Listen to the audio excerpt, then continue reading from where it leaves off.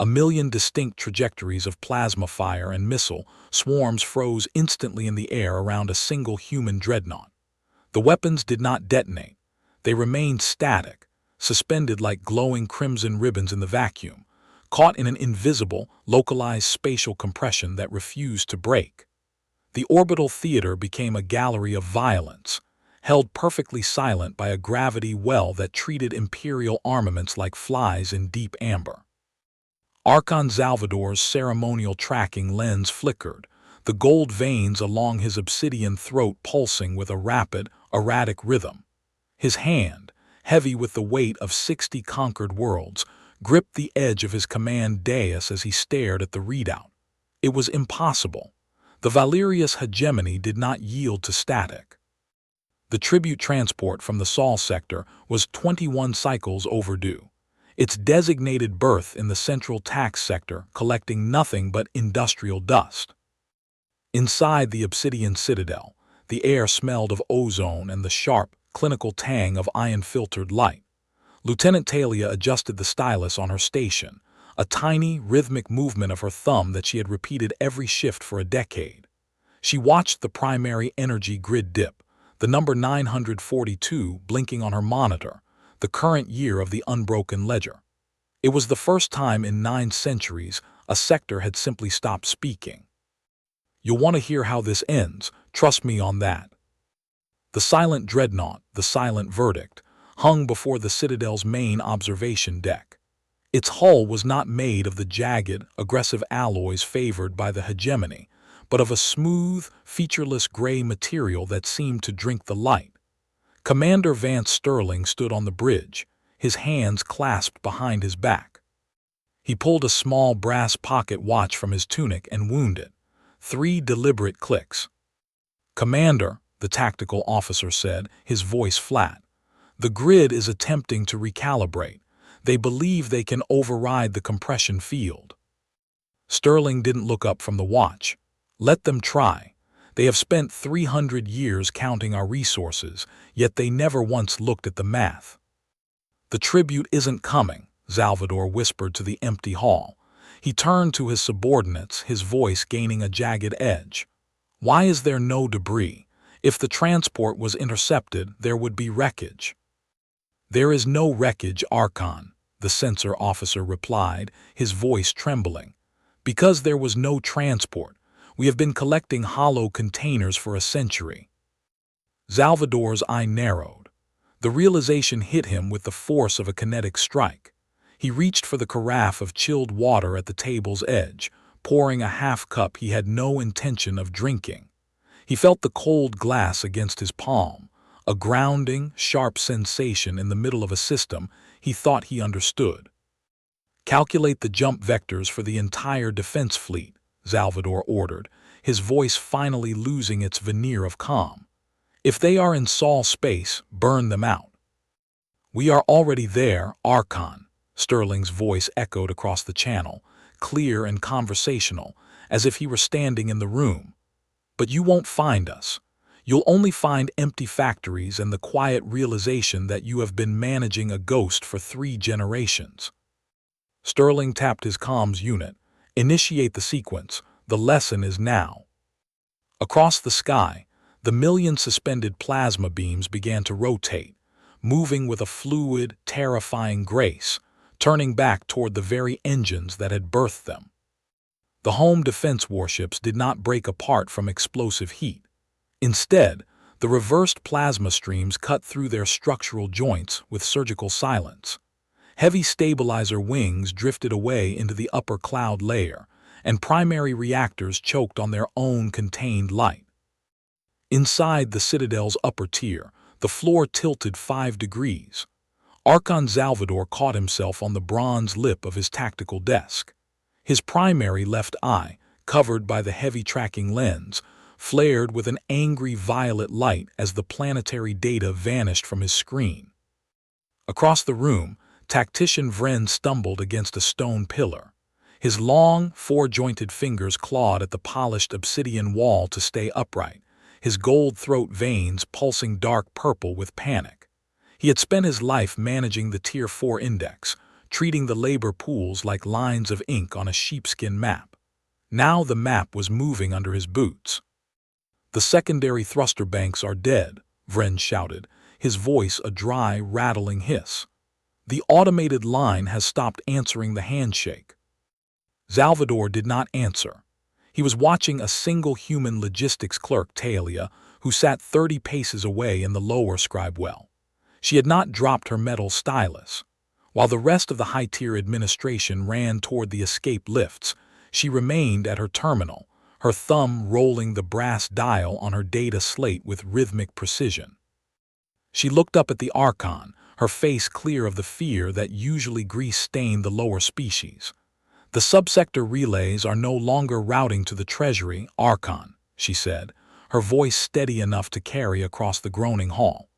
"They have been redirected to the Void Curve Cluster." Salvador's heavy armor clicked as he stepped down from his dais. The 60 crests of conquered worlds on his chest plate rattled against the gray steel.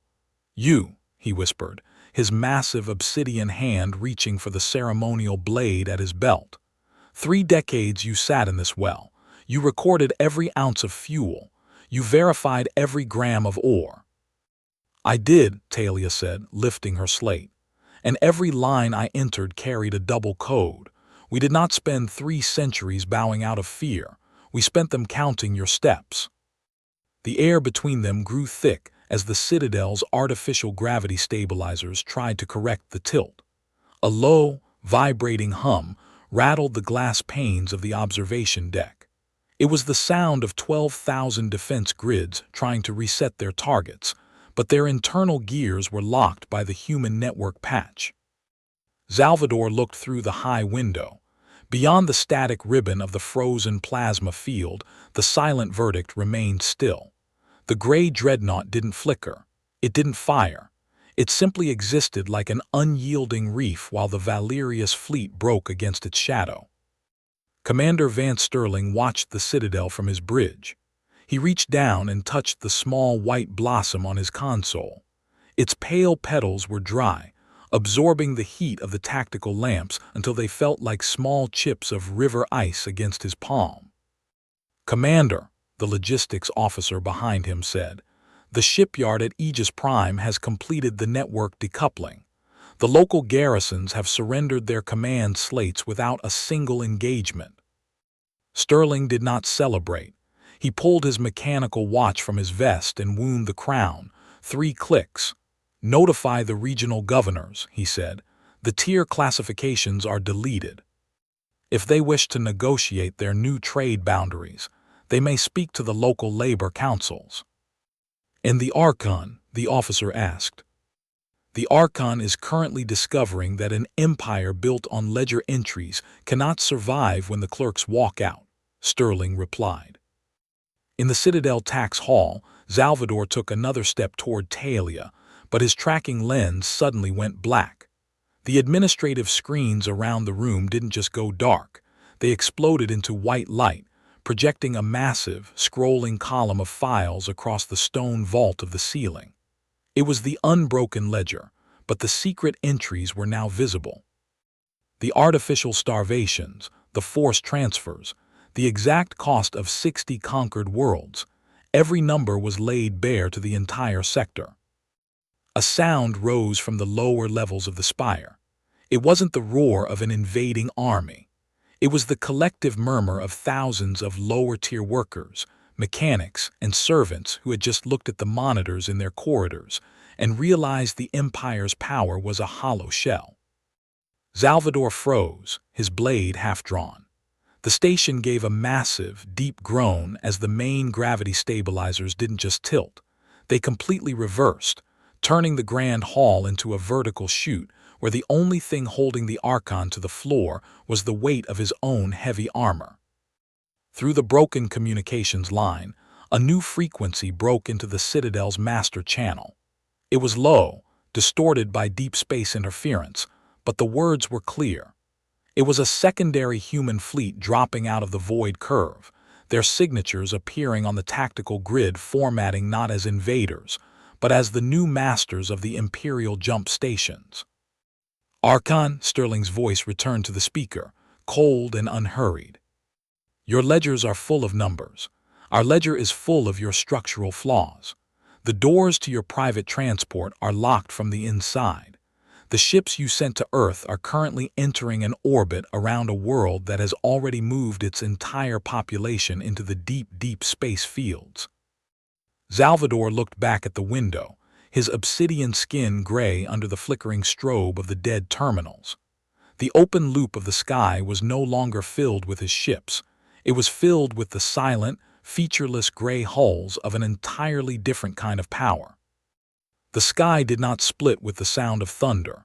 It died into a flat, silent gray.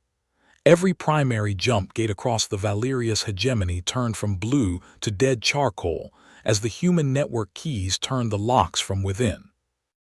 Inside the vertical chute of the tilted Citadel Hall, Archon Salvador's heavy armor ground against the bronze trim of his tactical desk.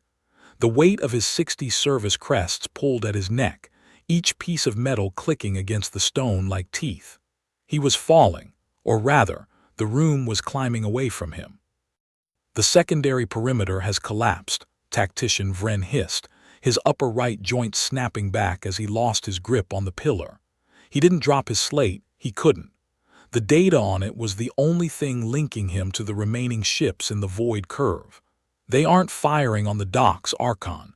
They are draining the ballast tanks. Salvador looked down. Below him, 30 paces into the dark well, Talia was still typing. She had braced her boots against the edge of the lower desk, her knees bent, her fingers moving across the slate with the same dull rhythm she had used when she was just a clerk tracking grain quotas. You have no army here, Salvador roared, his voice bouncing off the high stone vaults. A single dreadnought cannot hold a city of 3 billion. We don't want the city, Talia said. She did not look up. We wanted the ledger. Look at the 300th line, Archon. Salvador's tracking lens flared. The line she spoke of wasn't a resource count. It was a firmware marker for the automatic planetary defense grid, the very grid currently aiming 12,000 batteries at the silent verdict. The marker had been altered 80 years ago by a human grease monkey who had died of old age in the lower bays. The entire orbital grid began to tilt, its heavy barrels turning away from the human flagship and pointing directly down at the Citadel's own power spires. On the bridge of the gray dreadnought, Commander Vance Sterling didn't watch the grid shift. He was looking at his pocket watch. The brass case was scratched, a cheap piece of human engineering that required him to turn the crown every 12 hours or let the gears freeze. He turned it once. 2 clicks. Commander, the sensor officer said, the Valerius reinforcing fleet has reached the outer marker of Sol space. They have deployed their kinetic payloads. Sterling didn't move. Let them drop them. The rocks will hit nothing but water and old concrete. The cities have been dark since the last cycle. But the third wave isn't coming from Sol, the officer whispered, his voice losing its flat military tone. We have an unmapped signature coming from the core gates. It's not ours. It's not theirs. The console behind Sterling didn't flash red. It turned a deep, quiet white. A single voice broke through the noise of the tactical net, not the voice of a soldier, but the cracked, tired tone of an old Draven miner from the deep sector mines.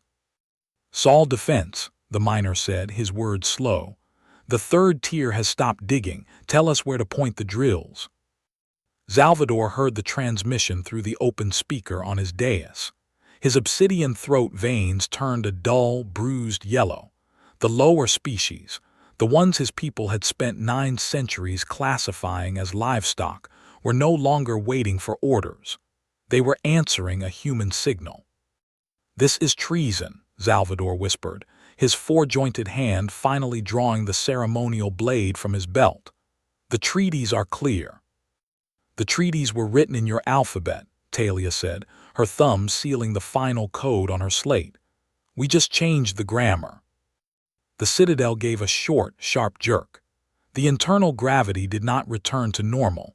It dropped to 0, suspending Salvador, Vren, and 1,000 loose data sheets in the cold, ozone-heavy air of the hall. The blade slipped from the Archon's fingers, drifting lazily toward the ceiling like a silver fish. Sterling watched the station stabilize in the dead zone. He picked up the Sol Flora blossom from his console, its pale petals still cold, still refusing to take on the heat of the war around it. He knew the true test wasn't whether they could break the Empire. The test was whether they could do it without becoming the very thing they were prying from their throat. "Signal the fleet," Sterling said, his voice dropping into the quiet prose of a man closing a book. "Prepare the landing shuttles. No one carries a rifle. Bring the ink." Across the sky, 400 featureless gray hulls began to sink through the artificial clouds, their shadows falling over the obsidian citadel like the fingers of a hand closing over a ledger. The heavy personnel shuttles did not drop with the screaming roar of atmospheric engines. They drifted through the silver clouds like weights sinking through grease, their underbellies unsealing as they touched the marble terraces of the outer gardens. Inside the vertical hall, the floating dust began to settle. Archon Salvador drifted 3 feet above his broken desk, his boots kicking against the empty air. His heavy ceremonial blade hovered near his shoulder, its polished edge catching the blue glare of the failing monitors. Talia pushed herself away from her scribe well. She did not grab a weapon. She pulled a single piece of coarse paper from her tunic, the working ledger copy she had printed by hand every morning for 12 years. While the digital networks flickered and died under the human lockout, the black ink on the wood pulp remained perfectly legible. A system cannot remotely delete what has already been stamped in oil. "The doors are clear," she said, her voice small in the vast, quiet vault. The massive brass valves of the High Council chamber clicked. They did not burst open from an explosive charge. They swung back smoothly on their counterweights. Commander Vance Sterling stepped over the high threshold. He wore no armor, no service medals, and carried no rifle. He had a gray graphite pencil tucked behind his ear and a heavy leather binder under his left arm. Salvador's gold veins dimmed to a muddy gray as he floated upside down, his long, 4-jointed arms twisting to face the human commander. "Where is the vanguard?" the Archon rasped. "Where is the execution order?" Sterling did not answer. He reached into his vest, pulled out his brass mechanical watch and set it carefully on the edge of a floating console. He did not look at the Archon. He looked at a small 30-word index entry on the first page of his binder, the census register for a lower-tier mining settlement on Aegis Prime.